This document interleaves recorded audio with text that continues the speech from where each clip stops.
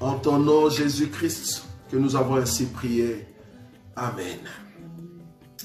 Que le Seigneur de gloire vous bénisse, bien-aimés. Nous allons commencer notre enseignement, un enseignement très approfondi que nous sommes en train de voir ensemble. Nous croyons que le roi des gloires est puissant et c'est lui qui nous donne la force d'aller de l'avant.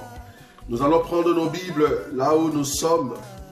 Nous allons prendre nos notes pour commencer à écrire et à recevoir de la part du Seigneur la connaissance que Jésus est en train de nous donner par rapport à ses écrits. Que le Dieu de gloire vous bénisse. Nous allons prendre nos Bibles rapidement et nous allons lire un passage. Nous allons lire un passage rapidement. Nous allons lire un passage. Là où nous sommes. Voilà. Rapidement. Que le Dieu de gloire soit loué. Lui qui est puissant. Voilà. Comme vous le savez, le passage clé que nous avons dans cet enseignement, c'est dans le livre de Matthieu. Matthieu, rapidement nous allons le prendre.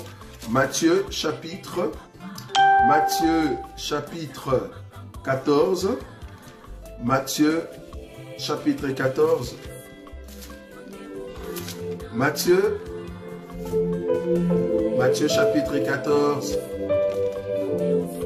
Matthieu chapitre 14. Je vais prendre le verset 22 aujourd'hui.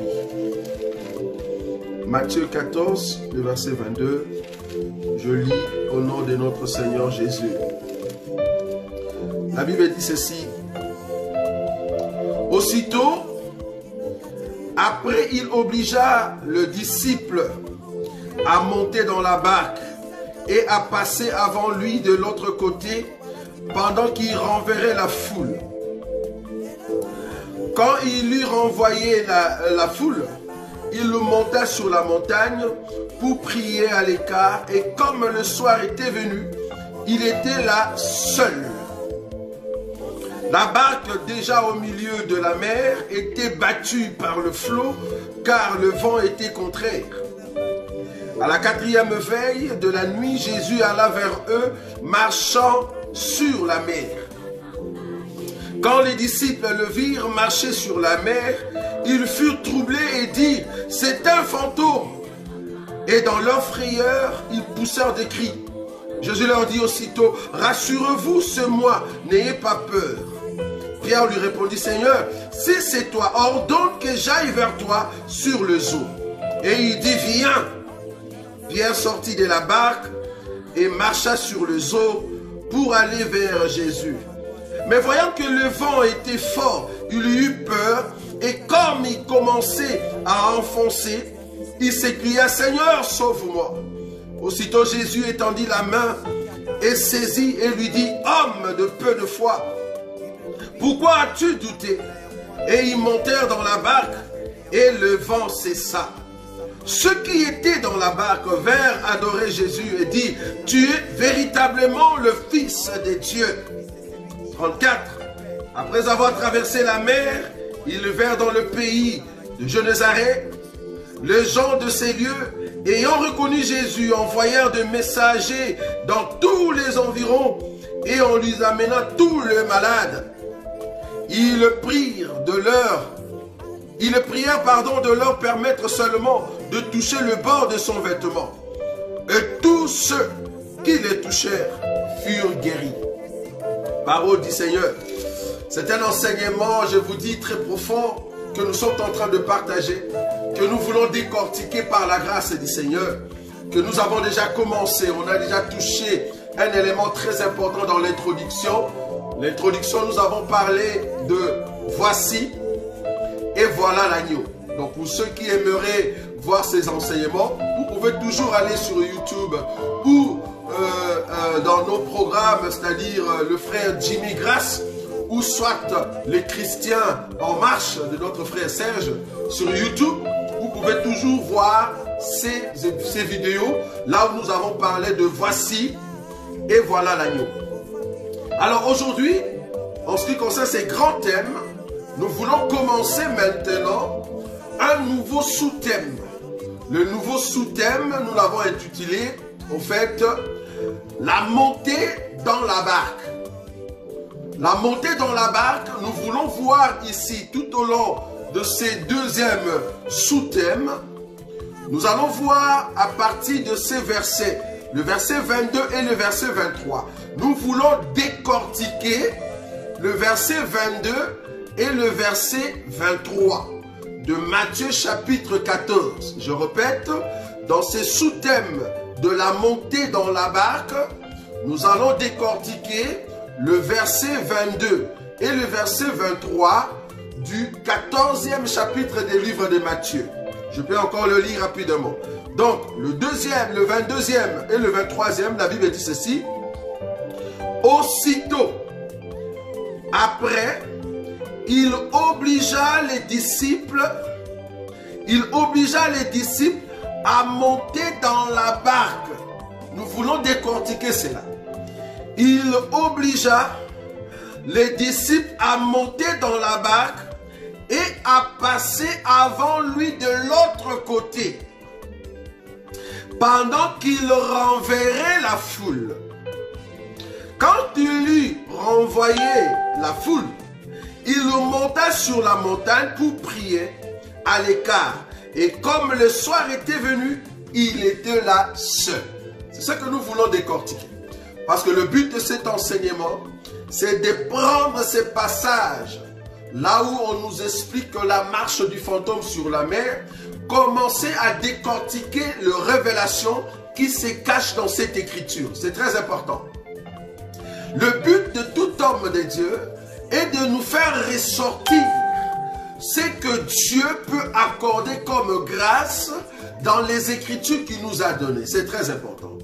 Alors, tout au long de ces sous-thèmes, parce que ça va encore nous prendre 2 ou 3 jours, rien que le sous-thème en question, nous allons parler sur la séparation de disciples et de la foule. Parce que vous allez remarquer ici, quand on dit aussitôt après, Jésus obligea les disciples à entrer dans la barque en attendant qu'ils puissent renvoyer la foule. Jésus était en train de séparer le disciple et la foule. Si on nous a menés sur place quand ces choses se passaient, la Bible dit Jésus obligea. Donc c'était une obligation que les disciples aillent d'un côté et que la foule reste de l'autre. C'est très important. Maintenant, nous voulons voir tout au long de ce sous-thème la séparation de disciples avec la foule. Ça, c'est un. Deuxièmement, nous allons voir la montée en réalité dans la barque. Quand on parle de la barque, c'est quoi? Comment se fait-il la barque là où Jésus est en train d'envoyer les disciples? Il y a aussi Judas. Très important. Bien que Jésus nous a séparés avec la foule, j'arrive, mais comment se fait-il que la barque, à l'intérieur de laquelle il y a encore Judas? Pourquoi Jésus ne pouvait pas dire, Judas, toi tu restes ici? Mais Jésus permet que Judas aille aussi dans la barque. Nous allons le toucher tout au long de ces sous-thèmes. Le troisième élément que nous allons toucher dans ces sous-thèmes de la montée dans la barque, nous allons toucher pourquoi Jésus s'est mis à l'écart. Pourquoi il monte sur la montagne toute la soirée. Vous voyez? C'est comme ça qu'il faut décortiquer les Écritures. On n'est pas pressé. Nous avons tout notre temps pour que le peuple de Dieu qui lise cette Écriture, ou le peuple de Dieu qui est en train de lire cette Écriture, comprenne ce que Dieu a caché dans ces Écritures. Vous voyez? C'est ça le but de cet enseignement. Donc nous allons voir 3 éléments. La séparation des disciples avec la foule, la montée dans la barque dans laquelle il y a Judas Iscariote, et Jésus qui monte sur la montagne seul toute la soirée. Vous voyez? C'est très important. Parce qu'après là-bas, il y aura encore d'autres sous-thèmes. Voilà. Donc aujourd'hui, nous allons commencer avec ce sous-thème de la séparation. Avec ce sous-thème de la séparation. Voilà. Donc je vais prendre une écriture. Nous voulons parler ici d'abord de la séparation de disciples avec la foule. Pourquoi Jésus a voulu séparer, séparer la foule avec les disciples? D'abord, selon l'écriture de Matthieu chapitre 14, Jésus séparait les disciples avec la foule parce qu'il voulait que les disciples puissent le dévancer, puissent aller de l'autre côté. Alors, il a fait que les disciples puissent monter dans la barque, mais la foule qui avait mangé le pain, je l'appelle la foule, qui avait mangé le pain, puisse rester d'un côté. Donc, nous avions sur cette scène où, là où Jésus était en train de séparer, nous avions les disciples et la foule. Maintenant, Jésus devait séparer les disciples et la foule. Donc, Jésus s'est mis à l'intérieur des disciples d'un côté et la foule de l'autre. Est-ce que vous voyez ça? Très important. J'arrive. Alors, je vais voir d'abord cette séparation. Comme vous le savez, les disciples représentent ici l'Église. L'Église qui a été séparée du monde parce que la foule... Ok, nous commençons. La foule selon Apocalypse, c'est une écriture que tu connais. La foule selon Apocalypse chapitre 17. La foule c'est quoi? La foule selon Apocalypse chapitre 17, le verset 15, la foule, la Bible dit ceci. Et il me dit, le zoo que tu as vu, sur lequel la prostituée est assise, ce sont de peuples, de foules, des nations et des langues. Donc en d'autres termes, ici dans cette écriture, on veut juste nous dire que la foule en question, c'était au fait le monde. C'est ce que nous voulions dire. C'était au fait le monde. Donc, les disciples qu'on est en train de séparer ici, avec la foule, c'est Jésus qui est en train de marquer la différence entre l'Église et la foule, entre les disciples et le monde. Est-ce que vous voyez? Maintenant, nous voulons voir comment est-ce que cette séparation a été faite dans la révélation. C'est comme ça qu'il faut décortiquer les Écritures. Je vais prendre une écriture. Je vais dans le livre de Genèse. Je vais aller au commencement. Remarquez comment est-ce que nous allons toucher cette écriture.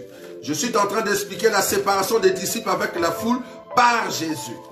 Genèse chapitre 1er. Je sais que Dieu va nous accorder encore la grâce de comprendre encore cette écriture. C'est une écriture que toi tu connais, une écriture que tu as déjà lue, que tu lis souvent, que tu as mémorisé. Maintenant nous voulons entrer dans la révélation de ces écrits. Ça va? Genèse chapitre 1er. Ici, je vais prendre 2 ou 3 passages et je vais le mettre en comparaison. Très important pour t'aider de saisir la pensée que nous voulons ressortir ici. Et je sais qu'il y a beaucoup d'hommes de Dieu, il y a beaucoup de ministres qui sont déjà passés sur ces écrits, voire même nous-mêmes aussi, nous sommes déjà passés sur ces passages. Mais aujourd'hui, nous allons voir une autre dimension de cette écriture. C'est très important.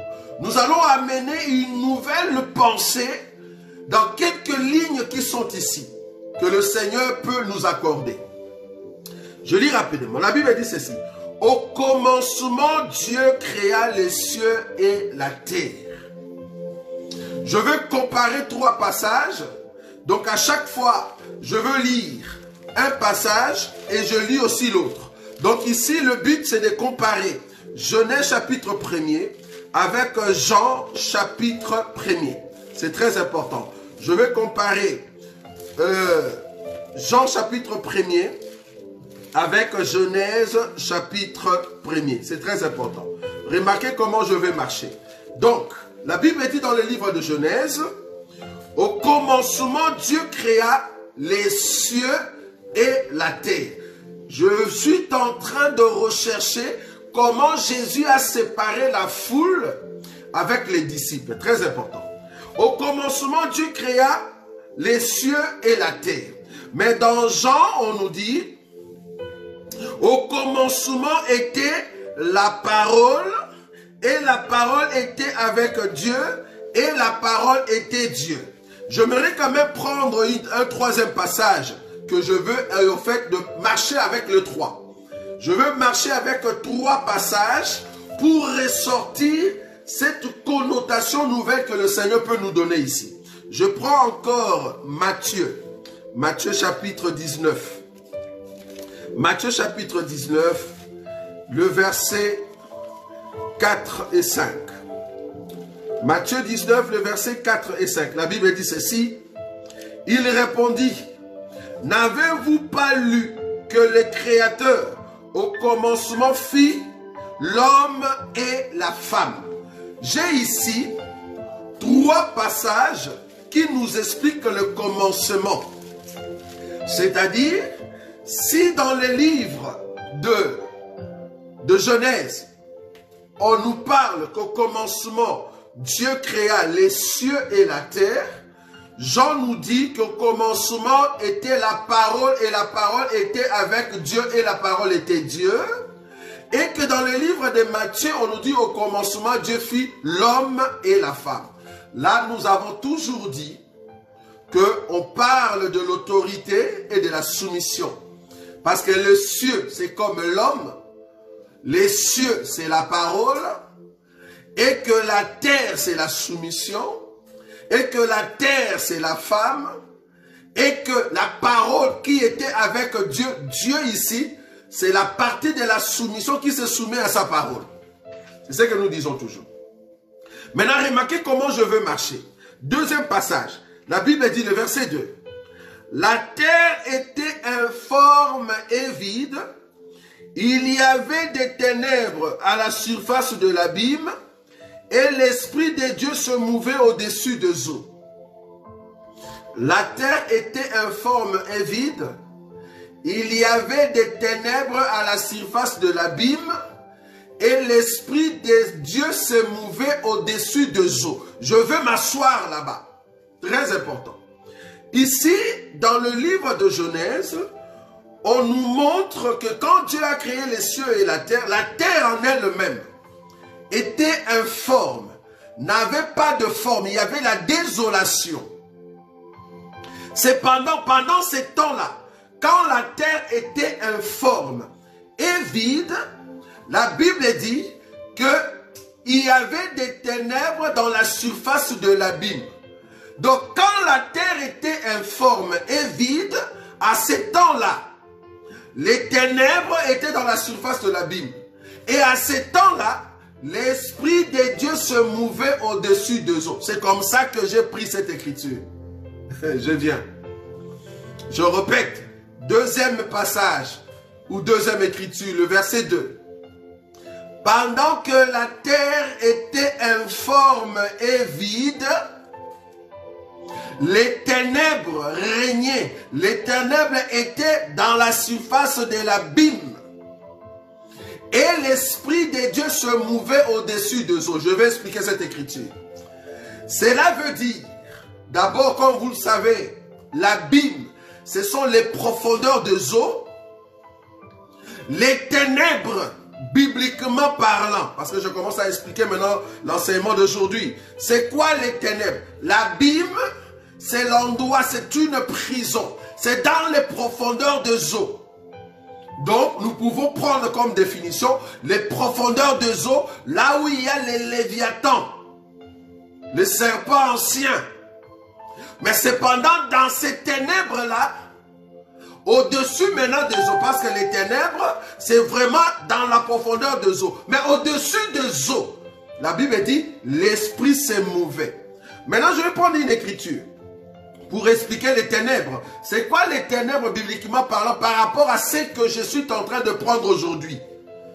Parce que je sais prendre ces ténèbres dans un autre couloir ou soit dans une autre autoroute.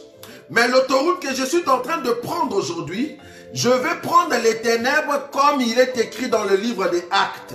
Regardez, Actes des Apôtres. Actes des Apôtres, chapitre 26. Je veux lire une écriture ici. Actes des Apôtres, chapitre 26. C'est quoi les ténèbres par rapport à l'autoroute ou le couloir que nous allons emprunter? Actes chapitre 26, je prends le verset 15.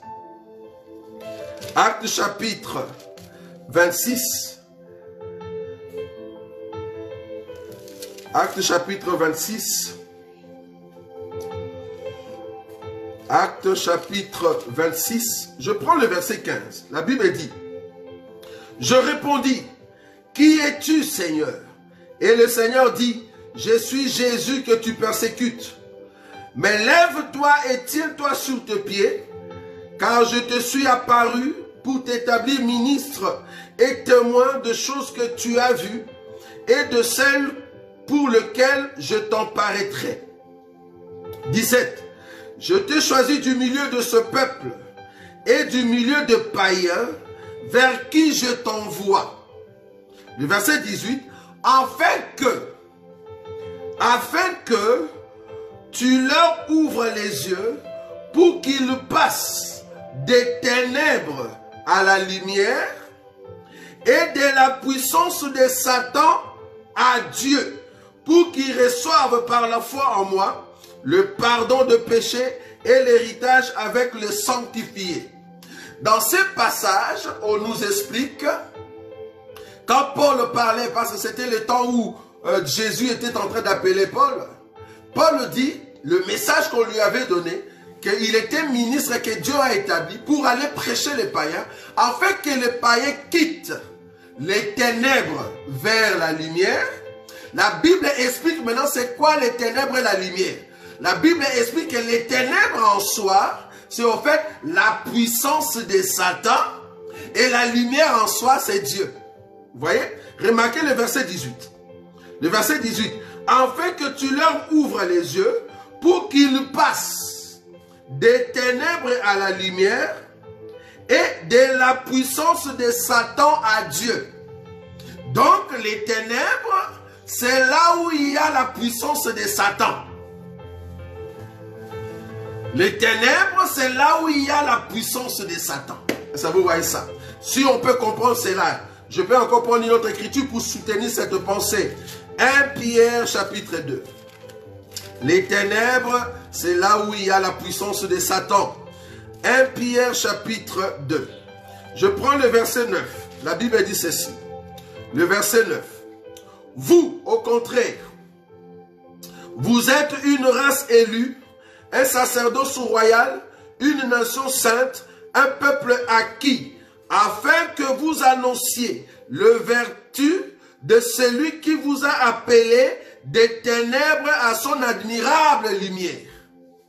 Donc là, Dieu nous a enlevés de la puissance de Satan vers la lumière qui est Dieu. Or, la puissance de Satan en question, c'est ça les ténèbres. Vous voyez? Donc c'est ça le ténèbre. Donc la lumière c'est Dieu. La lumière c'est la parole. La lumière c'est la vérité. C'est là où il y a la vie. Nous étions morts. Maintenant il fallait que Dieu vienne nous séparer de là-bas. Il nous enlève de la mort pour nous amener vers la lumière. Mais comment Dieu a fait cela? Comment Jésus a séparé les disciples d'avec la foule? Parce que dans la foule qui est la mer, dans cette profondeur, il y a les ténèbres dans l'abîme. Dans la mer, dans les profondes de la mer, il y a une puissance. Il y a une force qu'on appelle la force du ténèbre, la force de Satan, qui contrôle la mer, qui contrôle les mondes, qui contrôle la foule. Ça, vous voyez ça?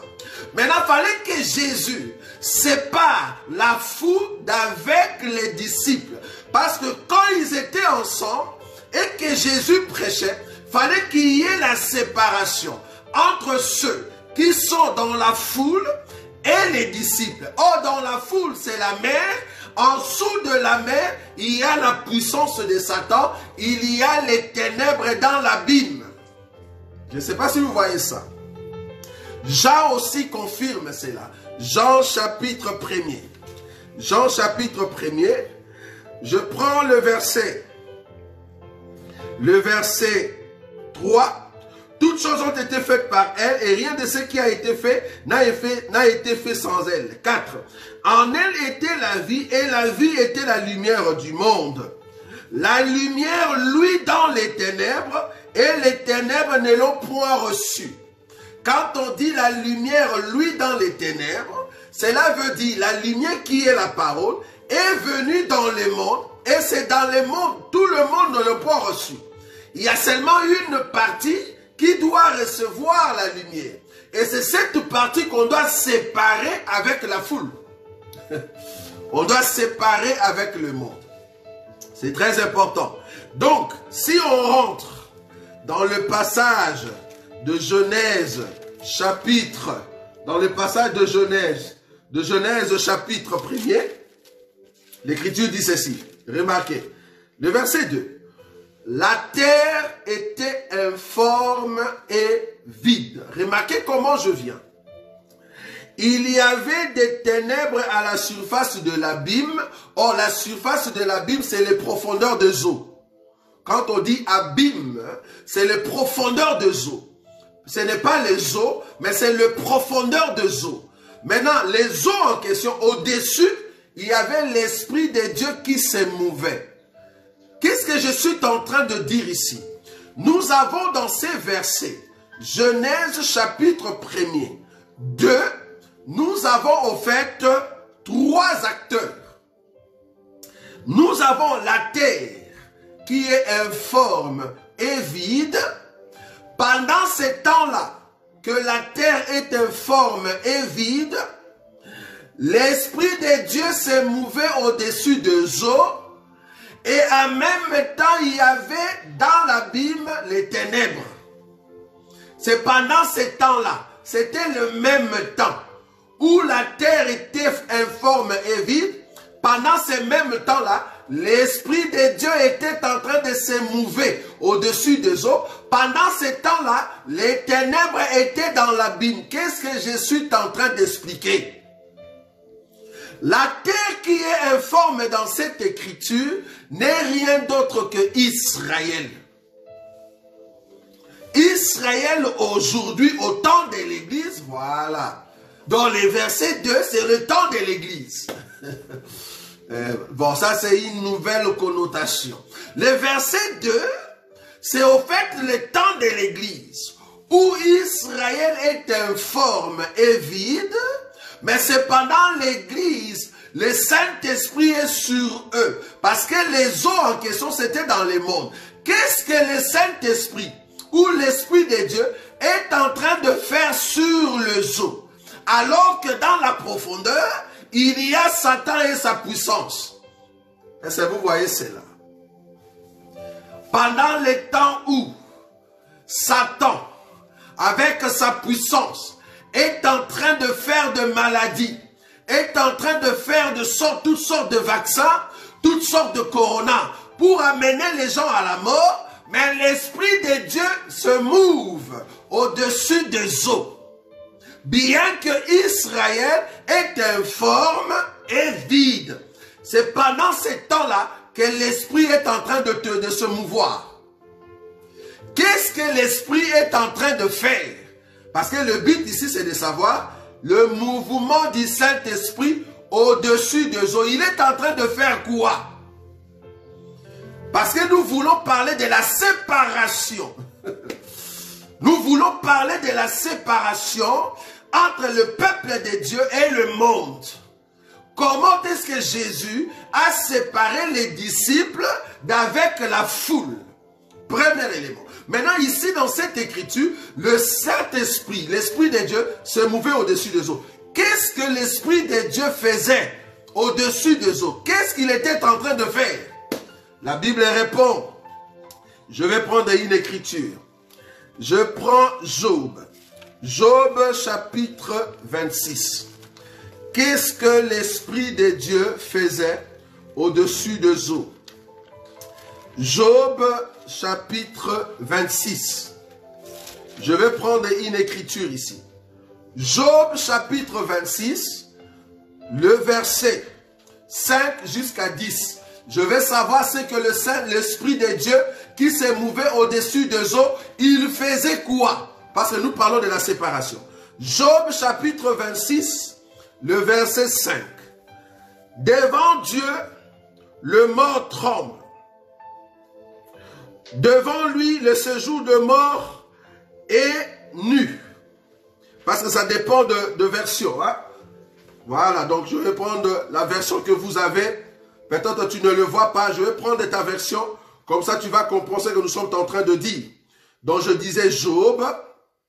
Je vais prendre ta version parce que moi, j'ai une autre version ici. Le verset 26. Le verset 26, à partir du verset 5. Donc, je prends Job, chapitre 26, le verset 5. La Bible dit ceci. Alors, devant lui, le séjour de mort est nu. L'abîme n'a point de voile. Il étend le septentrion sur le vide. Il suspend la terre sur le néant.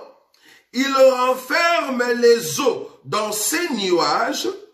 Et les nuages n'éclatent pas sous leur poids. Remarquez le verset 9. Il couvre la face de son trône. Il répand sur lui sa nuée. 10. Il a tracé un cercle à la surface des eaux comme limite entre la lumière et les ténèbres. Je ne sais pas si tu as vu ça. Je répète, le verset 10. Il a tracé un cercle à la surface des eaux comme limite entre la lumière et les ténèbres. Donc, quand l'Esprit de Dieu s'est mouvé au-dessus des eaux, le travail que l'Esprit de Dieu était en train de faire, c'est de tracer un cercle, de tracer une limite entre ceux qui sont de la lumière et ceux qui sont des ténèbres. Je ne sais pas si tu as vu ça. Job chapitre 26, le 10e verset. Le 10e verset nous dit, il a tracé un cercle à la surface des eaux comme limite entre la lumière et les ténèbres. C'est-à-dire, au temps où Israël est encore vide et informe, pourquoi? Parce que Dieu doit donner la forme à la terre. Pourquoi? Parce que Dieu doit remplir la terre. Mais au lieu de commencer par donner la forme à la terre, au lieu de commencer à remplir la terre, Dieu commence d'abord par se mouvoir sur les eaux pour tracer d'abord une limite entre la lumière et les ténèbres. Bien que dans les ténèbres, c'est la puissance de Satan, ça se trouve dans la profondeur. Une force qui nous attire pour que nous puissions rester dans la mer. Mais cependant, le Saint-Esprit se met au-dessus, sur nous, afin de nous prendre, bien-aimés, de nous retirer, de nous séparer. Est-ce que vous voyez ça? Donc le rôle du Saint-Esprit ici sur les eaux, c'était pour venir séparer un peuple qui était sous la malédiction, sous la puissance de Satan. Je répète cela. Le Saint-Esprit qui se mouvait sur les eaux, il était en train de faire la limite, de séparer ceux qui sont dans la lumière contre ceux qui sont dans les ténèbres, afin que ceux qui sont dans la lumière sortent de là. Ça vous voyez? C'est la même pensée que dans le livre de Jean. Jean chapitre 1er. Remarquez ce qu'il est dit là-bas. Jean chapitre 1er. Maintenant dans le verset, au fait, je vais le prendre rapidement. Le verset qui nous aide ici, le verset 9. Cette lumière était la véritable lumière qui, en venant dans le monde, éclaire tout homme. Elle était dans le monde et le monde a été fait par elle et le monde ne l'a point connue. Mais le verset 12, mais à tous ceux qui l'ont reçu, à ceux qui croient en son nom, elle a donné le pouvoir de devenir enfants de Dieu, lesquels sont nés non du sang, ni de la volonté de la chair, ni de la volonté de l'homme, mais de Dieu. C'est-à-dire, le passage de Genèse chapitre 1er, le verset 1er, le verset 1 et le verset 2, surtout le verset 2, cette écriture, dans la proportion que nous sommes en train de partager aujourd'hui, explique les temps de l'Église, explique les temps où Dieu a laissé d'abord informe Israël, Dieu a laissé vide Israël, mais Dieu viendra donner la forme. Est-ce que vous comprenez comment est-ce que nous marchons? Dieu viendra donner la forme, il viendra remplir la terre, mais avant de commencer là-bas, il commence d'abord sur la mer. Or, la mer, c'est dans les mondes, chez les païens. Voilà. C'est d'abord dans les mondes que Dieu commence un travail. Or, pour commencer un travail, il envoie d'abord son esprit pour que l'esprit soit au-dessus des eaux. Qu'est-ce que l'esprit faisait au-dessus des eaux? Job chapitre 26, le verset 10 répond, l'esprit de Dieu était en train de tracer un cercle pour mettre la limite entre la lumière et les ténèbres. Il était en train de séparer cela. Est-ce que vous voyez? C'est très important. Donc l'esprit de Dieu était en train de séparer pour tous ceux qui vont recevoir l'esprit, ne restent plus sous la puissance de Satan. Très important. Maintenant, je vais continuer ma pensée. Le verset 3, Genèse chapitre 1er, le verset 3. J'ai expliqué le verset 2. La terre était informe et vide. Il y avait des ténèbres à la surface de l'abîme et l'Esprit de Dieu se mouvait au-dessus des eaux. Cela veut dire c'est le temps de l'Église où Israël est informe et vide. C'est pendant la puissance de Satan continue dans le monde. Mais nous avons le Saint-Esprit sur nous. Le Saint-Esprit qui est en train de mettre la séparation entre nous et les mondes. Ça vous voyez. Le verset 3. Dieu dit que la lumière soit et la lumière fut. Remarquez bien le verset 3. Quand on dit Dieu dit, on met 2 points. Cela veut dire c'est un discours direct, bien aimé. C'est-à-dire, on a répété exactement ce que Dieu a dit. Dieu dit que la lumière soit et la lumière fut. Or, dans Jean, on nous parle que cette lumière a brillé dans les ténèbres. C'était pour ressortir un peuple. Donc, quand l'Écriture dit que la lumière soit, là, nous sommes en train d'expliquer qu'après les temps de l'Église, il faut que la lumière vienne pour enlever ceux qui appartiennent au Seigneur. Parce que la lumière qui est en train de frapper, c'est la puissance de Dieu qui est en train de ramener un peuple. Qui ramène un peuple ou qui réveille un peuple. Mais qui réveille un peuple qui était où? Un peuple qui était sous la puissance de Satan. Sous la puissance des ténèbres dans le eau. Est-ce que vous voyez? Donc que la lumière soit, c'est la frappe, la puissance du Seigneur, la puissance de Dieu qui entre dans le monde pour que cette séparation soit réelle. C'est-à-dire la présence de la lumière. Remarquez, l'Esprit de Dieu s'est mouvé au-dessus des eaux. Il était en train de marquer le cercle. Il faisait encore que la séparation soit réelle. Mais la séparation est devenue réelle quand Dieu a dit que la lumière soit. En d'autres termes, qu'est-ce que je veux dire? Nous sommes encore dans le monde. L'Esprit de Dieu que nous avons en nous est en train de mettre la différence entre ceux qui les servent et ceux qui ne les servent pas. Mais nous sommes en train de vivre dans la sanctification. Nous abandonnons le péché. Nous mettons la séparation entre nous et les mondes. Nous abandonnons les convoitises de la chair. Mais il y aura un temps où Dieu viendra avec, sous forme de ciseaux, si je peux l'appeler ainsi, sous forme de couteau, avec sa puissance, là où il va nous enlever d'avec les ténèbres. J'aime ça, le mot d'avec, vous allez comprendre ça. Donc nous étions dans les ténèbres, Dieu a commencé à mettre des limites tout autour de nous, et Dieu nous a enlevés par sa puissance. Donc il nous a séparés du monde. Donc quand la Bible dit que la lumière soit et la lumière fut, là-bas nous parlons de la résurrection. Un peuple qui quitte les ténèbres, un peuple qui quitte le monde, un peuple qui quitte la terre et qui monte vers Dieu. Parce que la séparation est réelle. Mais quand l'esprit était en train de se mouvoir, la séparation n'était pas encore réelle.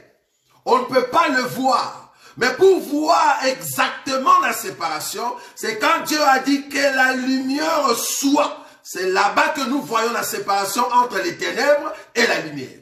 Est-ce que vous voyez cela? En d'autres termes, je vais prendre un exemple, parce que la nature elle-même ne vous enseigne-t-elle pas. Quand un enfant est dans le ventre de sa maman, cet enfant est en train de grandir. Cet enfant est en train de prendre la forme que Dieu est en train de lui donner. Supposons que c'est un garçon, bien qu'il est dans le ventre de sa maman, à un temps, il faut que l'enfant sorte, quitte le ventre de la maman, juste quand on va couper les cordons ombilicaux.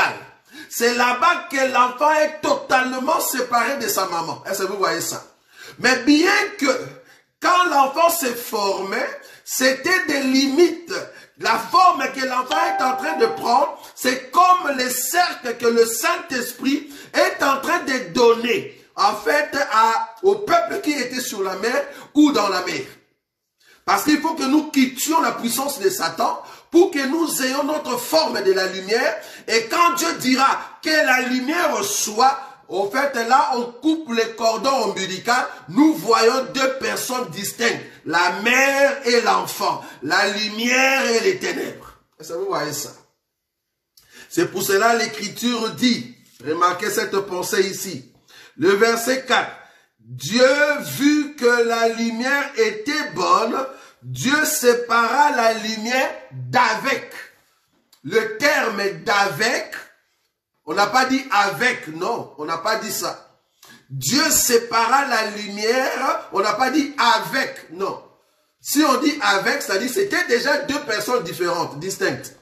Mais ici, on dit d'avec. C'est parce que la lumière s'est trouvée à l'intérieur du ténèbre. Maintenant, Dieu vient séparer cela. C'est-à-dire, c'est une séparation distincte. C'est comme un enfant qu'on a coupé le cordon ombilical. L'enfant devient à part, la mère devient aussi à part. Mais cet enfant est sorti de la mère. Donc, la séparation de l'enfant avec la mère, on dira, l'enfant a été séparé d'avec sa maman. Est-ce que vous voyez ça? L'enfant a été séparé d'avec, ou l'enfant a été séparé de sa maman. Très important. Pas avec sa maman, séparé de sa maman. Très important. Donc cette connotation nous aide à comprendre que nous sommes un peuple, nous avons la lumière, mais cependant nous vivons encore dans la mer, c'est-à-dire dans le monde, là où il y a la puissance de Satan. Parce que les ténèbres, c'est la puissance de Satan. Maintenant, Jésus vient pour nous séparer. D'abord, il vient comme l'esprit qui était en train de mouvoir au-dessus des eaux, et il viendra après comme étant la lumière, que la lumière soit. Premièrement, il nous sépare comme étant l'esprit qui se mouve au-dessus des eaux. Il est en train de nous donner la forme pour que nous puissions abandonner le péché. Nous et le monde ne nous sommes pas communs. Nous sommes en train de prendre la forme dans le ventre du monde, mais cependant nous ne sommes pas du monde. Est-ce que vous voyez ça? Nous sommes en train de prendre la forme dans le ventre d'une mère qu'on appelle le monde, mais nous ne sommes pas du monde. Mais à un temps, parce que Jésus a dit, Père, je ne prie pas pour que tu puisses les ôter du monde. Ah, ok. Donc l'enfant n'avait pas encore la forme voulue. Fallait que l'enfant puisse croître pour qu'un jour on vienne le faire sortir. En d'autres termes, quand nous serons à la maturité, alors Jésus va crier que la lumière soit. Alors là, nous montons. Ah, ça c'est bien. Donc que la lumière soit, c'est au fait la parole qui annonce l'enlèvement. Ça j'aime. Et ça j'aime. Que la lumière soit, c'est au fait la montée d'un peuple. Un peuple qui monte dans le ciel. Donc le cri que la lumière soit, pour voir les ténèbres et la lumière, cette séparation, nous allons le voir quand nous allons monter. Le peuple du ciel monte et le monde reste. Et vous voyez cela, très important. Donc là, j'étais en train d'expliquer le passage 3. Oui, le verset 3. Dieu dit que la lumière soit et la lumière fut. Quand on dit la lumière fut, ça dit il y a eu enlèvement. Le peuple est monté. Le verset 4. Dieu vit que la lumière était bonne. Dieu sépara la lumière d'avec les ténèbres. La séparation ici, c'est vraiment la montée d'un peuple qui va au ciel et le monde reste. Le peuple qui monte était au sein du monde, était dans les ventres du monde, mais comme ils sont déjà arrivés dans la maturité, Dieu va le prendre afin de les amener au ciel. Très important. Ça va. Je continue. Je suis en train de montrer la séparation. Pourquoi Jésus a séparé les disciples d'avec le monde? Vous allez comprendre si vous avez compris la marche que je suis en train de prendre. Quand Jésus a séparé les disciples d'avec le monde pour que les disciples entrent dans la barque, c'est Jésus-là n'est rien d'autre que le Saint-Esprit qui est en train de marcher avec son peuple. C'est la marche de l'Église avec le Saint-Esprit pour nous séparer du monde et du péché. Bien que dans le monde, il y a encore la puissance de Satan. Mais Dieu, par sa puissance, par son esprit, il nous sépare avec le monde, avec le péché. Ça va? C'est très important. Alors, comme nous avons compris cela, remarquez maintenant cette écriture. Genèse toujours. Genèse chapitre 1er. Je vais prendre maintenant une écriture ici et d'exprimer cette séparation. Remarquez. Je prends le verset 6. Dieu dit qu'il y ait une étendue entre les eaux, qu'elle sépare les eaux d'avec les eaux. On n'a pas dit qu'elle sépare les eaux avec les eaux. Remarquez comment est-ce que la Bible est en train de parler. Le verset 6. Dieu dit qu'il y ait une étendue entre les eaux, qu'elle sépare les eaux d'avec les eaux. Et Dieu fit l'étendue et il sépara les eaux qui sont au-dessous de l'étendue d'avec les eaux qui sont au-dessus de l'étendue et cela fut ainsi. Très important. Ici, qu'est-ce que je veux dire? Je suis en train de voir la séparation. Je vous ai dit que le Saint-Esprit qui se mouve au-dessus des eaux, il était en train de tracer le cercle, la limite entre la lumière et les ténèbres. Or, le cercle prendra fin. Parce que s'il est en train de faire un cercle, c'est-à-dire il va commencer à un point et jusqu'à ce qu'il va revenir à un point. Ça, c'est très important. Peut-être tu n'avais pas vu. Je répète ça. L'esprit était en train de tracer un cercle. Qui dit un cercle? Il commence à un point. Il va faire le tour jusqu'à ce qu'il va revenir à un point. Le point là où le Saint-Esprit a commencé, il a commencé en Israël, il est passé chez les nations, le cercle en question reviendra en Israël. Et ça, tu n'avais pas vu. Je répète cela. La Bible dit qu'il était en train de tracer un cercle dans la surface des eaux. Le cercle en question pour mettre la limitation, il a commencé à un point pour revenir dans le même point. Or, pour faire un cercle, il faut commencer par un point A, tu passes par le point B, tu dois rentrer vers le point A. Est-ce que vous voyez ça? Donc, Jésus qui a commencé, au fait, avec l'Église, il a commencé en Israël. Quand il va terminer le cercle, le salut rentre en Israël. Et ça, tu n'avais pas vu. C'est très important. Donc, nous, maintenant, le peuple que Dieu va prendre, quand le cercle va finir, il faut que ce peuple monte. Il faut qu'il soit ôté d'avec le monde. Pourquoi? Parce que le peuple a atteint la maturité. Maintenant, dans cette écriture, on nous montre maintenant comment cela se fait. Très important. Dans cette écriture, on nous montre comment est-ce que cela se fait. La séparation des eaux d'avec les eaux. La Bible dit, Dieu sépara les eaux d'avec les eaux. Comment est-ce que cela se fait? Job chapitre 36. La séparation des disciples avec la foule. Job chapitre 36. La Bible dit ceci. Job chapitre 36, je prends le verset 26. Dieu est grand, mais sa grandeur nous échappe. Le nombre de ses années est impénétrable. Verset 27.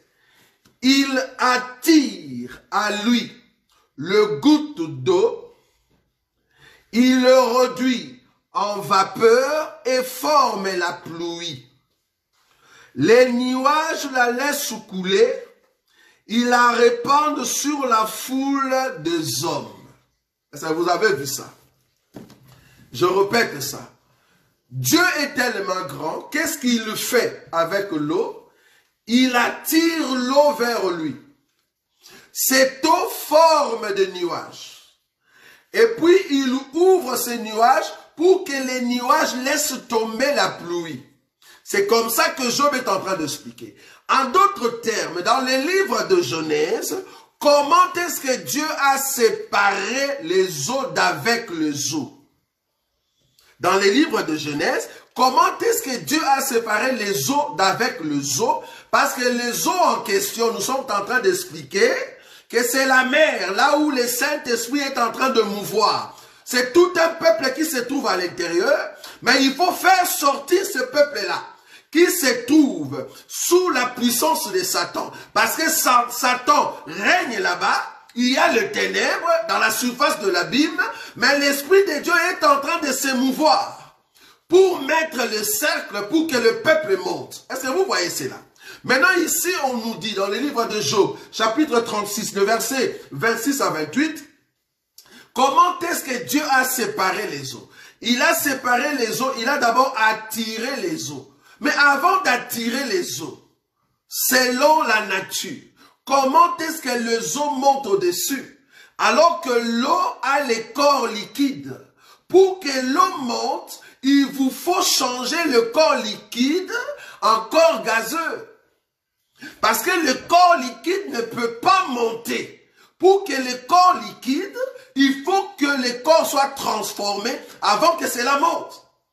Donc, pour changer le corps qui était liquide en corps gazeux, il faut qu'il y ait la présence de la chaleur.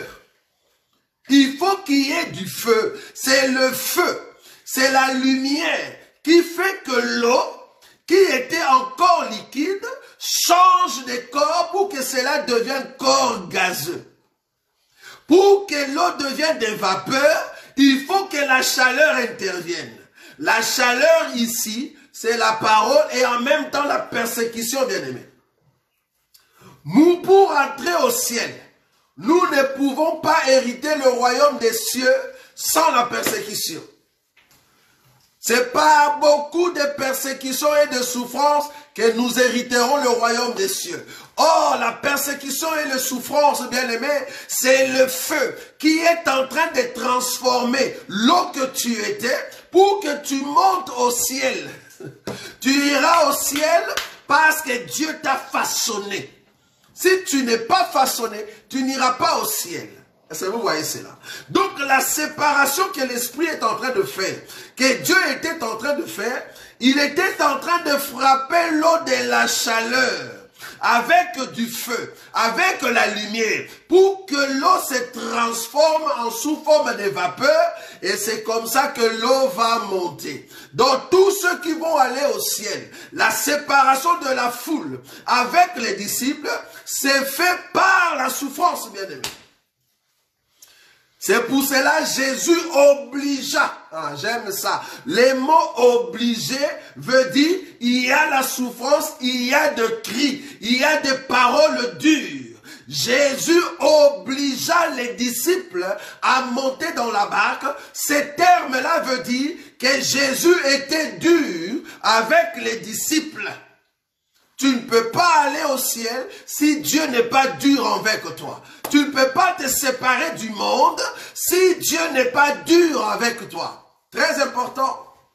C'est la chaleur qui change le corps liquide en corps de vapeur. C'est comme ça que tu peux monter. Est-ce que vous voyez? Donc le deuxième jour de la création, cela nous montre la séparation entre ceux qui sont dans le monde et nous qui sommes enfants de Dieu, parce que bientôt nous allons monter. Bien que le Saint-Esprit nous enseigne la parole de Dieu, mais bientôt, nous qui sommes au corps, au milieu des eaux, Dieu va nous transformer et nous allons monter. Je crois, même ceux qui ont été à l'école, ils ont compris que là, nous sommes en train de parler de la vaporation et de l'évaporation. Bon, c'est un cours que vous connaissez.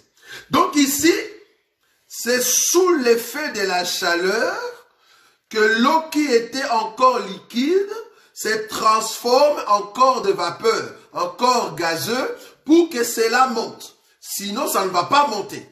La Bible dit, le verset 6, Dieu dit qu'il y ait une étendue entre les eaux, qu'elle sépare les eaux d'avec les eaux. Et Dieu fit l'étendue et il sépara les eaux qui sont au-dessous de l'étendue d'avec les eaux qui sont au-dessus de l'étendue. Et cela fut ainsi. Donc il y avait une différence d'eau. Une partie d'eau est montée, la Bible l'appelle vapeur. Sous forme de vapeur, ça monte sous le fait de la lumière ou du soleil, c'est-à-dire la souffrance, mais la quantité de cette eau qui est montée, il forme un corps. Le corps s'appelle nuage. Donc nuage, c'est le corps d'un peuple de Dieu qui sont dans le ciel. Quand nous disons nuage, c'est le peuple des dieux dans le ciel. Ça, vous voyez ça? Qui forme un corps au-dessus. Mais c'est pendant les nuages, en bas, il y a encore l'eau qui est restée. Cette eau-là, c'est ce qu'on appelle dans la foule. Donc la foule est restée, nous étions comme la foule. Nous étions dans un corps liquide, mais Dieu, par son amour, par l'amour qu'il a envers ses enfants, il nous a fouettés, il nous a tapés, il nous a corrigés. C'était pour nous donner la forme. Dès que nous avons la forme, par les billets de la chaleur, nous pouvons maintenant monter en enlèvement. Tu ne pourras pas monter en enlèvement si Dieu ne te change pas, bien-aimé. Est-ce que vous voyez cela? Parce que Dieu est tellement bon, il veut que cette séparation arrive. Donc nous avons compris. Parce que le verset de Genèse chapitre 1er, le verset 7, et Dieu fit l'étendue et il sépara les eaux qui sont au-dessous et l'étendue, au-dessous de l'étendue, d'avec les eaux qui sont au-dessus de l'étendue, et cela fit ainsi. Dieu appela l'étendue ciel. Ainsi, il y eut un soir et il y eut un matin. Ce fut le second jour. Donc, le ciel, c'est la partie qui sépare les eaux qui sont au-dessus et les eaux qui sont en dessous. Le milieu s'appelle le ciel. C'est le Seigneur Jésus qui est en train de se mettre au milieu entre la foule et les disciples. Les milieux, c'était Jésus. Jésus a séparé la foule et il a séparé les disciples. Il a obligé aux disciples de monter dans la barque. Cela veut dire c'est l'étendue, c'est l'eau qui est montée sous l'effet de la chaleur. Et la foule qui est restée, c'est la grande masse, c'est la mer qui est restée encore sur terre. Jésus, c'est l'étendue. En d'autres termes, Jésus ici, dans cette écriture, on l'appelle ciel. Jésus ici, on l'appelle ciel. Parce que c'est lui qui se met au milieu, entre ceux qui sont dans le ciel et ceux qui sont en bas. Qui a dit ça? C'est lui-même, le Seigneur Jésus. Jean chapitre 1er. Jésus ici, c'est lui le ciel. Remarquez, Jean chapitre 1er. Je vais prendre une écriture rapidement. Le verset 50. Jean chapitre 1er, le verset 50. Jésus, c'est lui la séparation entre les disciples et la foule. Cette séparation dans le livre de Genèse, on l'appelle le ciel, l'étendue. L'étendue, c'est le Seigneur Jésus. C'est lui qui met la séparation entre l'eau qui est au-dessus et l'eau qui est en dessous. Dans les livres de Jean, Jean chapitre 1er, verset 50. Jésus lui répondit, parce que je te dis que je t'ai vu sous le figuier, tu crois, tu verras de plus grandes choses que celles-ci. Et il lui dit, en vérité, en vérité, en vérité, vous verrez désormais le ciel ouvert et les anges de Dieu monter et descendre au-dessus du Fils de l'homme. Monter et descendre au-dessus du Fils de l'homme. Cette pensée, c'est Jacob qui l'avait vue. Jacob a vu le ciel qui séparait Dieu qui était dans les cieux et ceux qui étaient sur la terre. Maintenant, il a vu des anges qui montaient sur l'échelle et qui descendaient. Jacob a vu la terre et le ciel. Entre la terre et le ciel, il y avait le ciel. Jésus nous dit que le ciel en question, c'est lui. Dans Genèse, on nous dit le ciel, la séparation s'appelle le ciel. Or, c'est sur le ciel que nous devons voir les anges monter et descendre. Nous pouvons aller plus loin pour expliquer que les anges en question qui montent et descendent, c'est vraiment des prophètes qui sont sortis de la terre pour entrer au ciel. C'est des prophètes qui viennent du ciel et qui viennent sur terre pour... Mais nous pouvons aussi expliquer que la montée des anges, c'est aussi l'enlèvement. C'est l'enlèvement et la descente des anges, c'est le retour des désoins. Voilà, parce que l'eau qui monte sur l'échelle, il faut que cette eau revienne pour donner la sémence à la terre qui était informe et vide. Ça, c'est bon, ça. Je répète. L'échelle, c'est notre Seigneur Jésus. C'est lui l'espace qui sépare les eaux d'en haut et les eaux d'en bas. Il ne peut monter sur cette échelle que le peuple de Dieu. Ceux qui vont monter en enlèvement, ils montent sur Jésus. Arrivé dans le ciel, il faut que Dieu envoie encore la pluie, mais ça sera pour la terre qui était informe et vide. Ça sera pour Israël. C'est les deux joints qui sera la pluie de l'arrière-saison qui va tomber pour Israël. Ça, on viendra prochainement. Est-ce que vous voyez ça? C'est de la profondeur. Voilà. Donc, nous étions en train de dire que l'écriture de Matthieu chapitre 14, les versets 22 et 23, explique que Jésus a mis la séparation entre les disciples et la foule. Jésus était en train de marquer la différence entre ceux qui le craignent et ceux qui ne le craignent pas. Entre ceux qui le servent et ceux qui ne le servent pas. Donc Jésus est en train de marteler, de mettre le sceau sur son peuple. Il est en train de faire le cercle, de mettre la limite, la séparation entre toi, un enfant de Dieu, et le monde. Donc quand tu es en train de marcher, bien-aimé, ici je vais maintenant exhorter et terminer.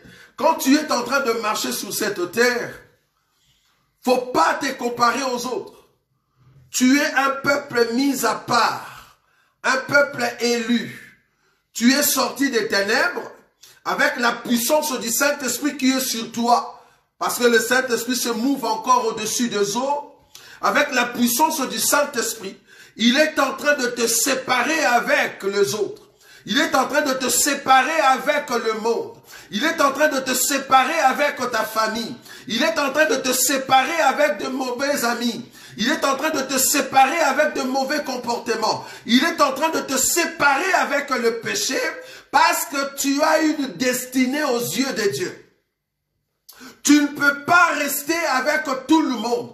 Tu ne sauras pas marcher avec tout le monde. Parce que toi, tu as ta destinée. Tu as ton destin avec le Seigneur. Le Saint-Esprit est sur toi. Le Saint-Esprit est en train de faire un travail pour te séparer de tout ce monde-là, pour te séparer de toutes ces choses-là, pour te séparer de ton ancienne vie, pour te séparer de tout ce que tu avais dans le passé, afin de te faire entrer dans une nouvelle destinée, bien-aimé.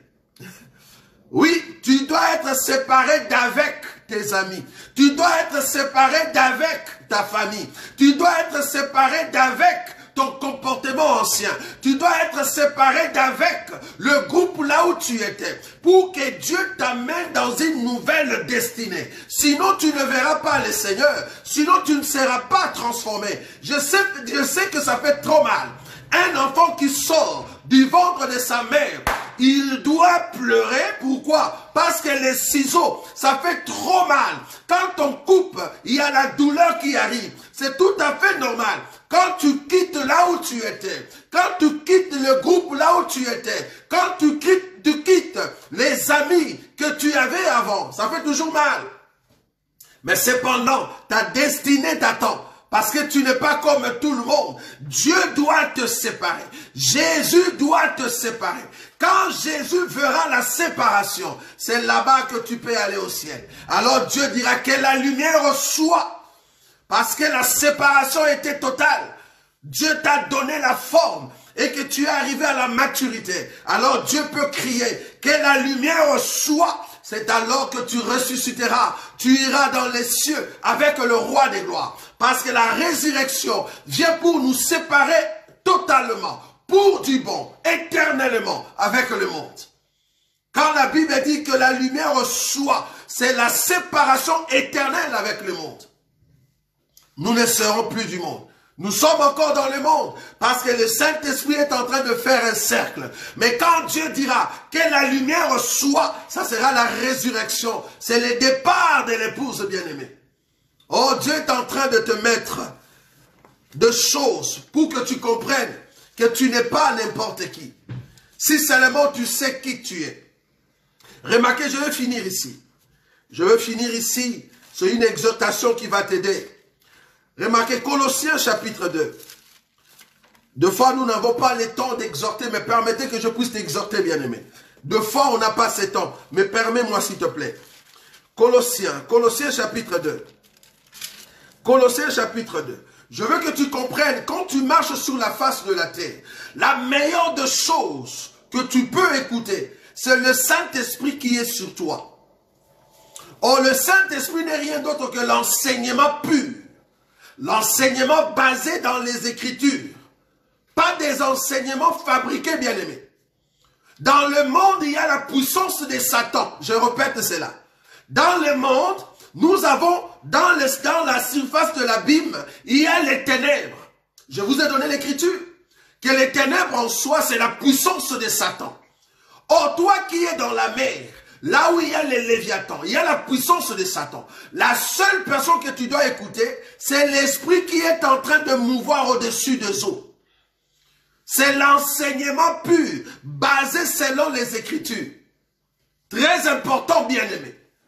Si tu veux aller au ciel, suis les enseignements basés dans les Écritures, pas des enseignements fabriqués. Remarquez, Colossiens chapitre 2. Je prends le verset 18. La Bible dit ceci. Que personne, ça c'est une recommandation bien-aimée, que personne, sous une apparence d'humilité et par un culte des anges, ne vous ravisse à son gré le prix de la course, tandis qu'il s'abandonne à ses visions. Il est enflé d'un vain orgueil par ses pensées charnelles, sans s'attacher au chef, dont tout le corps assisté et solidement assemblé, par de jointures et de liens, tire l'accroissement que Dieu donne. 20. Si vous êtes morts avec Christ, au principe élémentaire du monde, pourquoi, comme si vous viviez dans le monde, vous impose-t-on ces préceptes? ne prends pas, ne goûte pas, ne touche pas. Préceptes qui tous deviennent pernicieux par l'abus et qui ne sont fondés que sur les ordonnances et les doctrines des hommes. Sur les ordonnances et les doctrines des hommes. Donc quand nous sommes en train de parler de Jésus, quand on prêche Jésus, il faut toujours rechercher la doctrine de Jésus et les ordonnances de Jésus. Quand quelqu'un ajoute une doctrine d'homme, les ordonnances d'homme, qui n'est pas fondée dans les Écritures, rejette-le. Rejette cette ordonnance, demande à ce qu'on vous donne les Écritures. Quand il n'y a pas des Écritures, c'est une ordonnance d'homme. C'est une parole venue dans ses pensées. Nous ne pouvons pas prêcher et lier la prédication et l'évangile selon notre manière de voir les choses. Non. Nous prêchons ce que les aînés ont prêché. Je ne peux en aucun cas prêcher quelque chose qui vient dans mes pensées. Quand vous lisez la Bible, quand vous regardez les enseignants, que toute parole qu'on est en train de nous prêcher, qu'on est en train de nous dire, nous devons voir en fait cela selon les Écritures.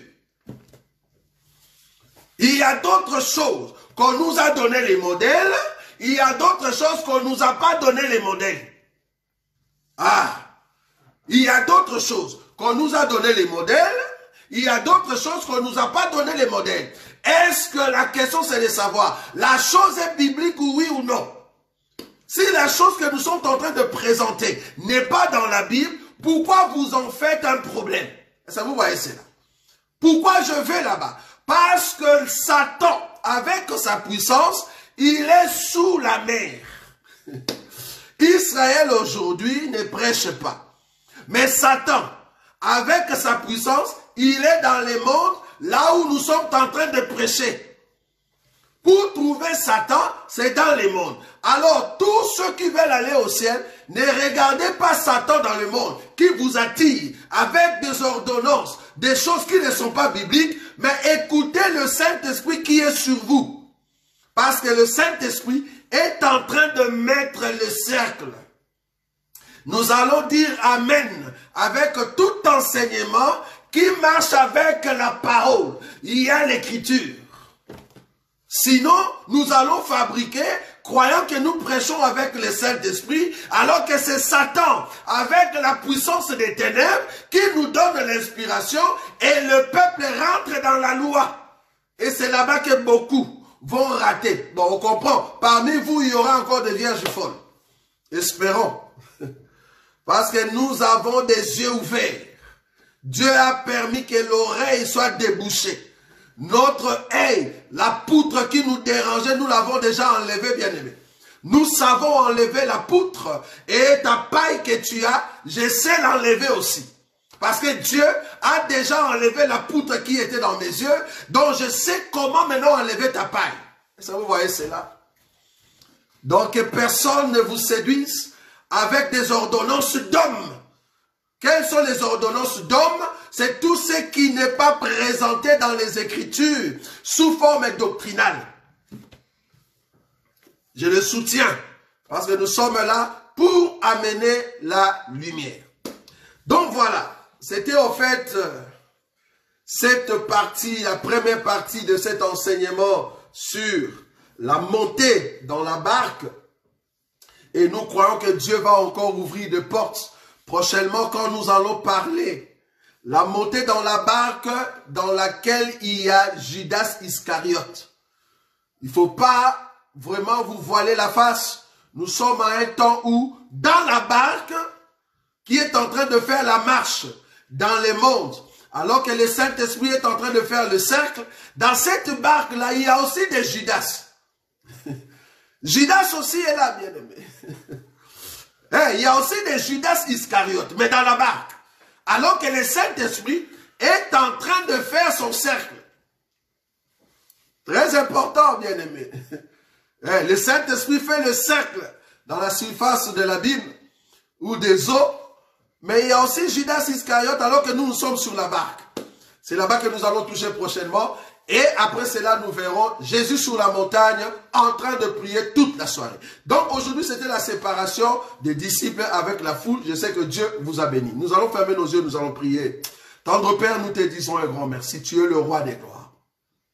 Il n'y a que toi qui donnes de bonnes choses à tes enfants. Nous croyons que prochainement, tu ne manqueras pas encore de nous parler. La grâce que tu nous as faite, Seigneur, la grâce que tu nous as faite, c'est de comprendre que tu es en train de mettre la séparation en nous, dans nos cœurs, pour comprendre qu'il n'y a que toi qui est en train de résoudre ces choses, Jésus. Permets que nous soyons un peuple qui demeure toujours dans ta présence. Que cette séparation soit certaine. Nous voulons nous séparer de l'ancienne vie.